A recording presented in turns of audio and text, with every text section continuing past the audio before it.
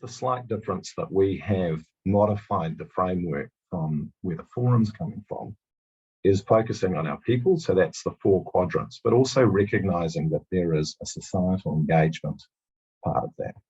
Now, for those of you who actually sort of dive into this yourselves, you may actually want to put those into the 4 quadrants. We've just found it a little easier to think about what we're doing internally and what we're doing externally. But if I talk about the protect space first, we have a well-engaged and well-defined wellbeing strategy in place. And that's part of our sustainability report and is shared across the international firm. Now, whilst the international firm has created the frameworks, the things that we actually do in New Zealand are very much homegrown. So, we are encouraged and we're given support by the international firm, but we are very much sort of encouraged to develop what works for us within our jurisdictions. So I think, one of the real strengths from a New Zealand perspective is that we have highly active people networks. So those are the sort of committees or whatever you wish to call them, where people come together and do that sort of thing. Really want to draw out 3 things, really.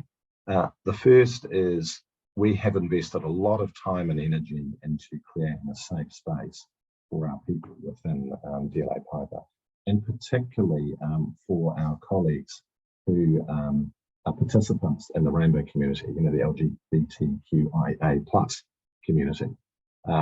And to that end, we've put a lot of energy into that and put a very strong submission through to the legislation around conversion therapy practices, and have developed a very strong gender affirmation policy.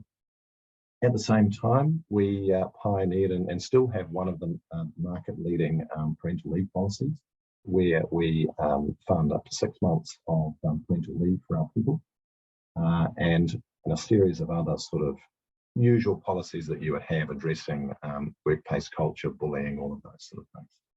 And I think the thing which I like at the bottom there is we let people have their day off on their birthday. It's not captured as part of your normal annual leave. It's a small thing, but I know that most of our staff love actually being able to have the day off on their birthday with their families.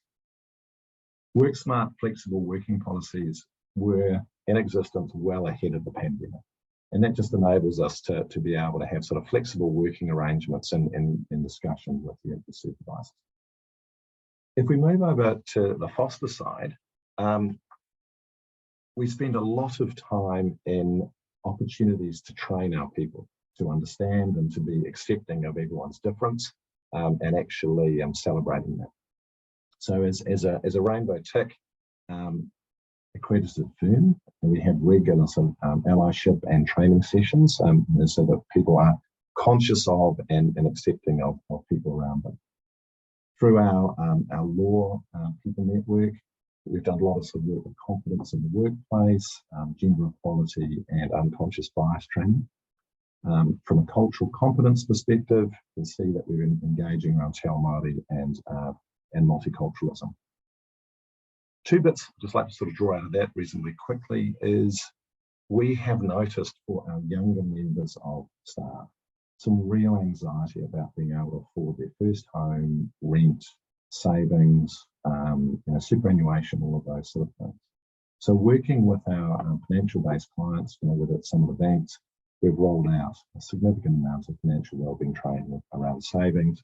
In fact, later this week, I believe we've got a session on buying your first home.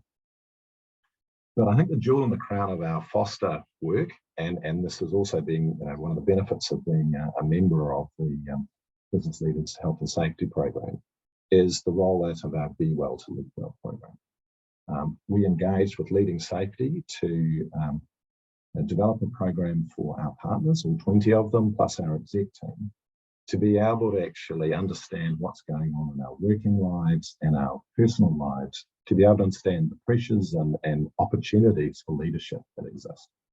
And to that end, a really fabulous sort of process of surveying what's going on for you, personal interviews, and then we're moving into phases 2 and 3, which is how we design work, to create a better work environment for ourselves and for our people.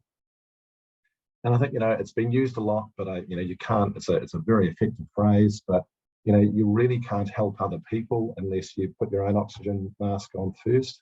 So that's a sort of key part of it. We then move into reclaim. One of the things that we get great feedback from our young people in the firm in particular is, you'll get us really engaged if there's food involved and it's fun. So, DLA Piper morning teas are things to behold. They're a great opportunity for us to get together both, and we have both our Auckland office and our Wellington office will do virtual morning teas from time to time.